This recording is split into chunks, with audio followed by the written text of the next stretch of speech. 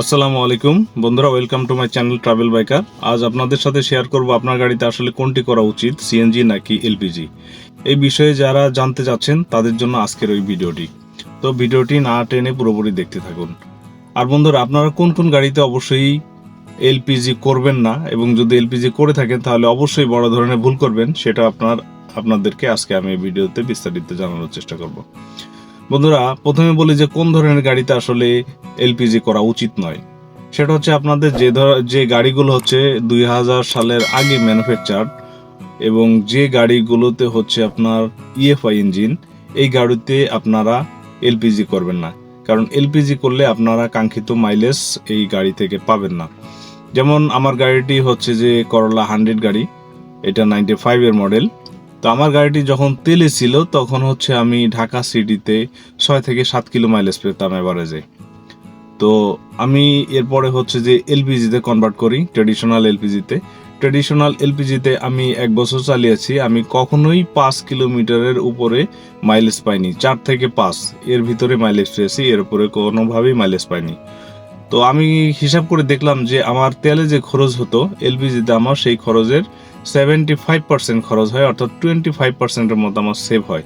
কিন্তু আমি যে টাকাটা দিয়ে এলপিজি হচ্ছে ইনস্টল করেছি, ওই পরিমাণ টাকা উঠাতে আমার অনেক সময় লাগবে। 2-3 বছর চালালে হয়তো আমার ওই টাকাটা রিকভারি হবে, এবং যে খরচ হচ্ছিল এই খরচ দিয়ে আমি বিলংস করতে আমার জন্য সমস্যা হচ্ছিল। পরবর্তীতে আমি সিএনজিতে কনভার্ট করি। সিএনজিতে কনভার্ট করার পরে আলহামদুলিল্লাহ এখন আমার গাড়ি খুব ভালো চলতেছে। আমি সেম গাড়িতে এখন বর্তমানে হচ্ছে আপনার মাইলেজ পাচ্ছি 8-9, কখনো কখনো 10 কিলোর মতো পেয়ে থাকি ঢাকা সিটিতে।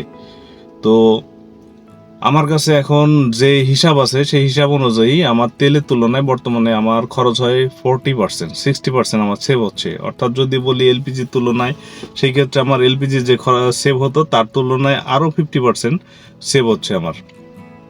ঠিক আছে, বর্তমান সিনারিও আপনাদের যে গাড়িগুলো হচ্ছে আপনার ইএফআই ইঞ্জিন 2000 সালের আগে ম্যানুফ্যাকচার, এই গাড়িগুলোতে আপনারা কখনোই এলপিজি করবেন না। যদি এলপিজি করেন তাহলে আপনারা ভালো ফুয়েল এফিসিয়েন্সি পাবেন না। আপনাদেরকে পরবর্তীতে আবার সিএনজিতে কনভার্ট করতে হবে। এটা আমি কনফিডেন্টলি বলতে পারি আমার 3 বছরের রাইডিং এক্সপিরিয়েন্স থেকে, ড্রাইভিং এক্সপিরিয়েন্স থেকে। আমি সেলফ ড্রাইভার, আমার নিজের গাড়ি আমি নিজেই ড্রাইভ করি। আর টুকিটাকি বিষয় যেগুলো আমি সমস্যা ফেস করি, এগুলো নিয়ে আমি যথেষ্ট স্টাডি করার চেষ্টা করি, অনেকের কাছ থেকে শেয়ার নেই, এবং আমার প্র্যাকটিক্যাল এক্সপিরিয়েন্স সব মিলিয়ে আপনাদের সাথে এগুলো শেয়ার করার চেষ্টা করি। তো যারা হচ্ছে নতুন ড্রাইভিং শিখতেছেন, অথবা আমার মতো যারা ফার্স্ট ইউজার বা গাড়ি কিনবেন বলে চিন্তা ভাবনা করতেছেন, আপনাদের জন্য ভিডিওটি অবশ্যই অনেক তথ্য দিয়ে থাকবে। আর যাদের হচ্ছে যে আপনার সেম গাড়ি কিন্তু আপনাদের ঢাকার বাইরে হচ্ছে আপনারা ড্রাইভিং করেন, বা ঢাকার বাইরে আপনার গাড়িটি চলে, যেখানে যে সিএনজি অ্যাভেলেবেল না, সেখানে অবশ্যই আপনারা হচ্ছে এলপিজি করবেন। তবে এই ইএফআই ইঞ্জিনগুলোতে আপনারা সিকোয়েন্সিয়াল করবেন না, আপনারা ট্রেডিশনাল এলপিজি করবেন। কারণ সিকোয়েন্সিয়াল এলপিজি করলে এই গাড়িগুলোতে, যেহেতু পুরনো ইঞ্জিন, পুরনো মডেলের গাড়ি, এগুলোতে খুব বেশি ফুয়েল এফিসিয়েন্সি দেয় না, এবং খুব র্যান্ডমলি এটার হচ্ছে আপনার টিউনিংয়ের সমস্যা হয়, গ্যাস পাসিংয়ের সমস্যা হয়, নানা ধরনের সমস্যা দেখা দেয়। আর হচ্ছে বন্ধুরা, যেসব গাড়ি 2000-এর পরবর্তীতে, অর্থাৎ ভিভিটিআই ইঞ্জিন, তাদের জন্য আপনারা অবশ্যই বেস্ট অপশন হচ্ছে এলপিজি করা। যদি আপনারা সিকুয়েন্সিয়াল এলপিজি করেন, সেক্ষেত্রে আপনারা ভালো মাইলেজ পাবেন, ভালো ইফিসিয়েন্সি পাবেন, সব কিছু মিলে অলমোস্ট খুব ভালো একটা পারফর্ম পাবেন। সেক্ষেত্রে অবশ্যই আপনাদের সিকুয়েন্সিয়াল করাটা বেটার হবে।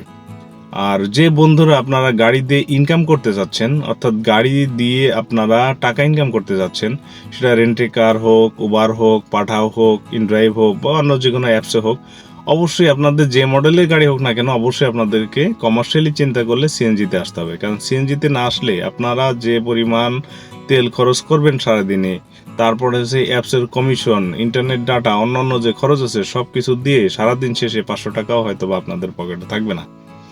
তো কমার্শিয়ালি চিন্তা করলে অবশ্যই বন্ধুরা আপনাদেরকে হচ্ছে সিএনজিতে মাস্ট গাড়ি ড্রাইভ করতে হবে।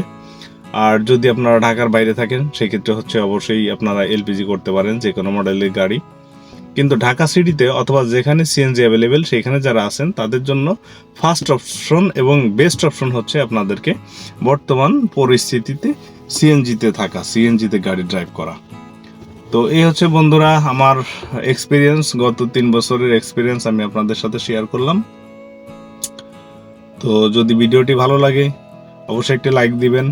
আর যদি এই ধরনের তথ্য ইনফরমেশন পেতে চান, মোটর ব্লগিং প্লাস কার ট্যুরিং এবং গাড়ি মোটরসাইকেল সম্পর্কে টুকটাক যদি বেসিক তথ্য যেগুলো আপনারা ফার্স্ট ইউজার অনেক কিছু জানেন না, জানার যদি কোনো প্রশ্ন থাকে অবশ্যই কমেন্টস করতে পারেন। আর এই সমস্ত তথ্য যদি কাউকে শেয়ার করতে চান অথবা কেউ যদি আপনার কাছে জানতে চায় তাহলে সেই ক্ষেত্রে আপনি এই লিঙ্কটি তাকে শেয়ার করতে পারেন, তার জন্য উপকার হবে হয়তো। তো ভিডিওটি আজকে এই পর্যন্তই। সবাই ভালো থাকবেন, সুস্থ থাকবেন, দেখা হবে পরবর্তী কোনো ভিডিওতে। আল্লাহ হাফেজ।